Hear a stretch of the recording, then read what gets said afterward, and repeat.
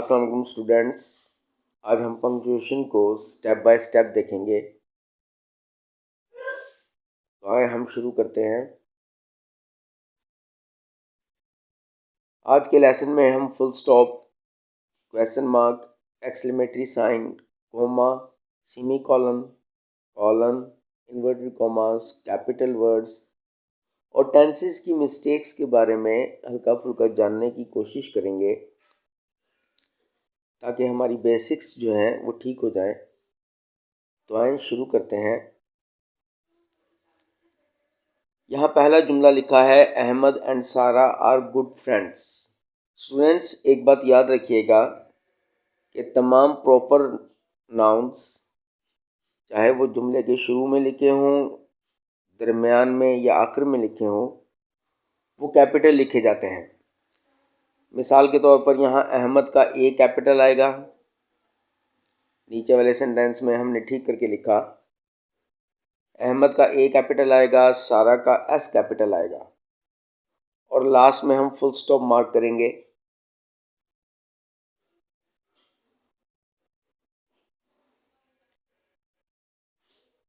दूसरे सेंटेंस में लिखा है, आर यू राइटिंग। अगर हमारे जुमले में हेल्पिंग वर्ब शुरू में लिखी हो तो वो इंटरोगेटिव सेंटेंस होता है। आर का ए, हमने आर का ए कैपिटल किया और लास्ट में क्वेश्चन टैग लगाया, जिसे हम इंटरोगेटिव साइन भी कहते हैं। तो हमारा फॉर्मेशन जो है वो ठीक हो गई। इसी तरह अगर कोई जुमला इंटरोगेटिव प्रोनाउन से शुरू हो, what, when, where, who, whom, whose, इस तरह के अल्फाज से इंटरोगेटिव प्रोनाउन से शुरू हो, तब भी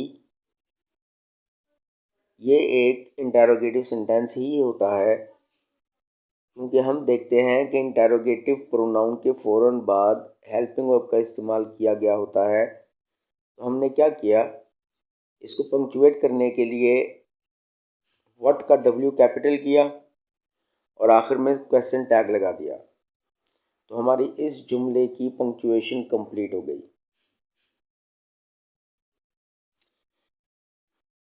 इसी तरह जब आप इंटरजेक्शन का इस्तेमाल करते हैं तो आपको साइन ऑफ एक्सक्लेमेशन लगाना पड़ता है। एक लफ्ज़ के साथ साइन ऑफ एक्सक्लेमेशन लगाना पड़ता है। दूसरे जुमले में एक्सक्लेमेटरी सेंटेंस था, व्हाट अ नाइस ड्रेस। तो इस जुमले के लिए हमने व्हाट का डब्ल्यू कैपिटल किया और लास्ट में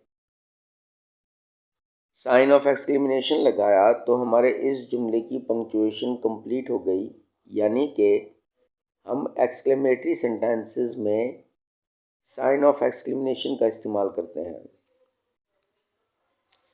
तीसरे जुमले में एक ऑप्टेटिव सेंटेंस लिखा गया है, यानी कि जिसमें दुआ, बद्दुआ या तमन्ना की जा रही हो, मे यू लिव लॉन्ग। तो हमने इसको पंक्चुएट करना शुरू किया, तो मे का एम कैपिटल किया और लास्ट में साइन ऑफ एक्सक्लेमेशन लगाया। याद रखिएगा, इंटरजेक्शन, एक्सक्लेमेटरी सेंटेंस और ऑप्टेटिव सेंटेंसेस में हम साइन ऑफ एक्सक्लेमेशन का इस्तेमाल करते हैं। यहाँ हमारे पास जुमला लिखा है, Aslam, Sara and Ali are good friends. जब हमने इस जुमले को पंक्चुएट करना शुरू किया तो हमने असलम का ए कैपिटल किया, कोमा लगाया, सारा का एस कैपिटल किया एंड अली का ए कैपिटल किया और लास्ट में हमने फुल स्टॉप लगाया। यानी कि जब हमारे पास नामों की 2 से ज़्यादा तादाद हो, एक फहरिस्त हो, तो हम आखिरी वाले से पहले तो एंड लिख देते हैं और उसके अलावा तमाम अल्फाज के साथ हम कोमा का इस्तेमाल करते हैं। इसके लिए हमने एक और जुमला लिखा ताकि हम वाज़ेह तौर पर समझ सकें। आई वॉन्ट टू बाय बन, बटर, घी एंड सैलड। यहाँ पर इसको पंक्चुएट करते हुए हमने आई कैपिटल किया, bun comma, butter comma, ghee and salad और फुल स्टॉप लगाया। तो स्टूडेंट्स, ये फहरिस्त किसी किस्म की अशिया की भी हो सकती है, नामों की भी हो सकती है, ममालिक के नामों की भी हो सकती है। तो हमें ख्याल रखना है कि तमाम अल्फाज के बाद सेकंड लास्ट से पहले पहले तमाम अल्फाज के बाद हमें कोमा लगाना है।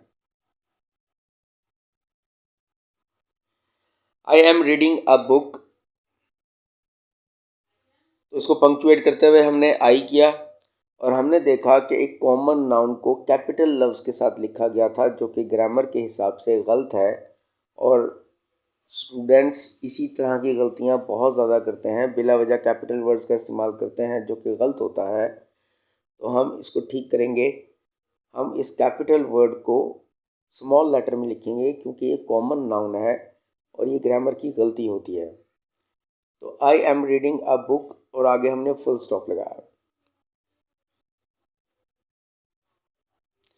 इसके बाद हम अपॉस्ट्रोफ का इस्तेमाल सीख रहे हैं। अहमद्स रूम इज़ एम्प्टी, तो हमने अहमद के डी के बाद अपॉस्ट्रोफ लगाया और आखिर में हमने फुल स्टॉप का इस्तेमाल किया। नीचे वाले सेंटेंस में हमने बताया है कि अगर आपके पास वो लफ्ज़ जिसके साथ आप अपॉस्ट्रोफ लगाना चाहते हैं वो ज़्यादा हों, तो फिर आप अपॉस्ट्रोफ का इस्तेमाल कहाँ करेंगे। जैसे लिखा था the baby's clothes are beautiful, तो यहाँ पे बेबीज़ के एस के बाद हम एक और एस नहीं लगाएंगे बल्कि एस के बाद अपॉस्ट्रोफ लगाएंगे, तो ये वही मतलब देगा जो ऊपर एस के साथ दे रहा था, यानी कि का के की के लिए हम इस्तेमाल करते हैं। तो ये बनेगा the baby's clothes are beautiful, full stop.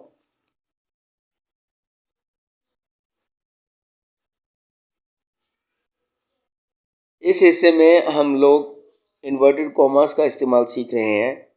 She said I am a student.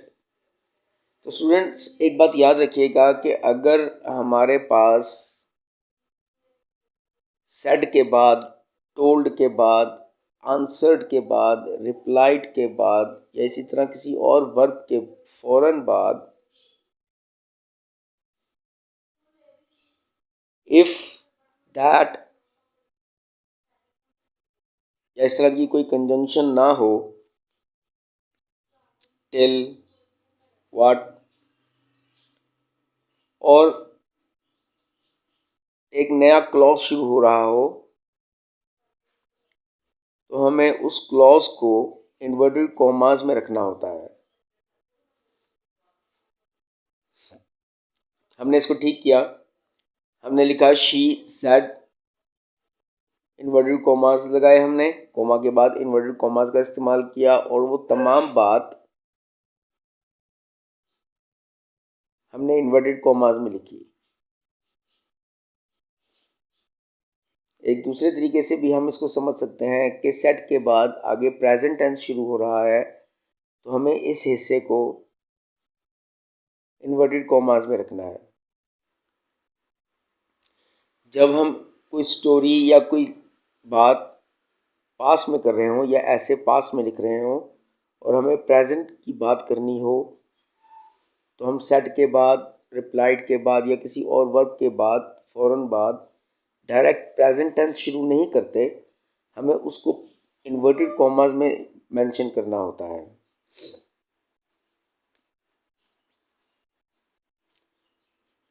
यहाँ पे स्टूडेंट्स हमने टेंसेस की गलती के बारे में देखने की कोशिश की है। हमने लिखा यू वाज प्लेइंग मैच, हमने पंक्चुएट करते वक्त यू का वाई कैपिटल किया और हमें पता है कि यू के साथ वाज का इस्तेमाल नहीं करते, तो ये टेंस की गलती थी। तो इसे हमने लिखा यू वर प्लेइंग मैच, और आगे हमने फुल स्टॉप लगाया। इसी तरीके से she has a doll yesterday, अब चूंकि ये गुजरे हुए दिन की बात है तो हम शी के साथ हैज़ का इस्तेमाल नहीं करेंगे, हैड का इस्तेमाल करेंगे।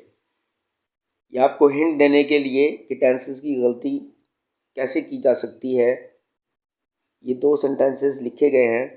आई होप कि आपने समझ लिया होगा।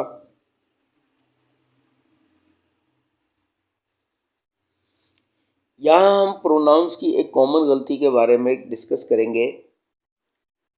जैसे मैंने ऊपर जुमला लिखा, my father and me are walking in the garden. तो एक बात याद रखिएगा स्टूडेंट्स कि जब आप किसी की ज़ात के लिए या अपनी ज़ात के लिए कोई लफ्ज़ इस्तेमाल करते हैं, कोई प्रोनाउन इस्तेमाल करते हैं, तो वो हमेशा सब्जेक्टिव होता है।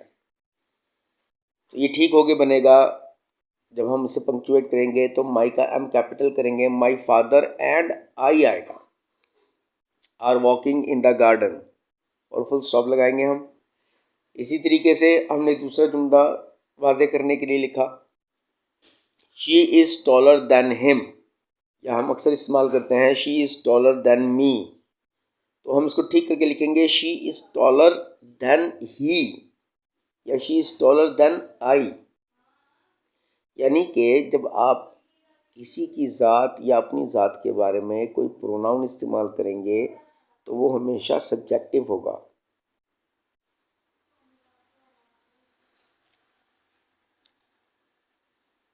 यहाँ हमने सेमीकोलन के बारे में बताया, Martha has gone to library, her sister has gone to play cricket. यहाँ दो जुमले हैं, दो क्लॉजेज हैं, इंडिपेंडेंट क्लॉजेज हैं दोनों के दोनों। इंडिपेंडेंट क्लॉज क्या होता है, पहले तो सुन लें क्लॉज क्या होता है। जब किसी जुमले का ऐसा हिस्सा जिसका अपना सब्जेक्ट और अपनी वर्ब हो, और दो इंडिपेंडेंट क्लॉजेज का मतलब यह है कि अगर मैं दूसरे हिस्से की बात ना भी करूं तो पहली बात से ही हमारे पास उतने हिस्से में बात क्लियर हो जाए। जैसे Martha has gone to library, अगर मैं बाकी की बात ना भी लिखता तो इतनी बात से मार्था के बारे में हमें समझ में आ गया था कि वो लाइब्रेरी जा चुकी है। हमने और मेंशन किया, अगला एक क्लॉज लिखा, her sister has gone to play cricket. अब सेमीकोलन का इस्तेमाल दो इंडिपेंडेंट सेंटेंसेस को जोड़ने के लिए इस्तेमाल किया जाता है, बशर्ते कि किसी किस्म की कंजंक्शन का इस्तेमाल ना किया जाए।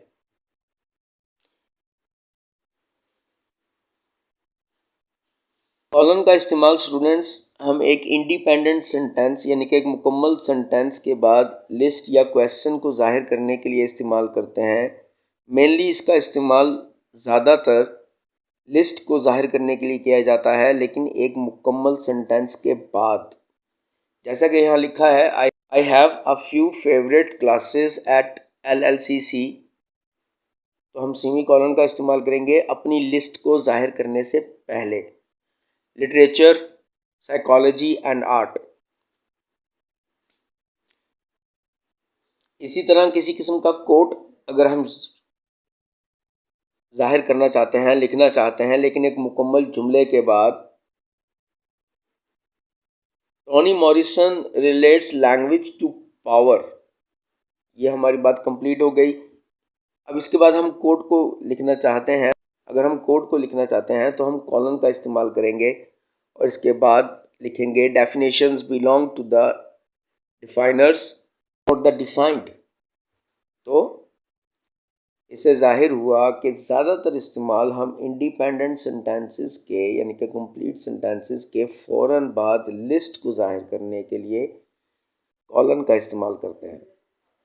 आई होप स्टूडेंट्स आपको ये लेसन समझ में आया होगा। हमने स्टेप बाय स्टेप थोड़ा थोड़ा करके समझने की कोशिश की है और अपने बेसिक्स को बेहतर बनाने की कोशिश की है। अगर आपके पास कोई सवाल है तो कमेंट बॉक्स में ज़रूर लिखिएगा। अल्लाह हाफिज़।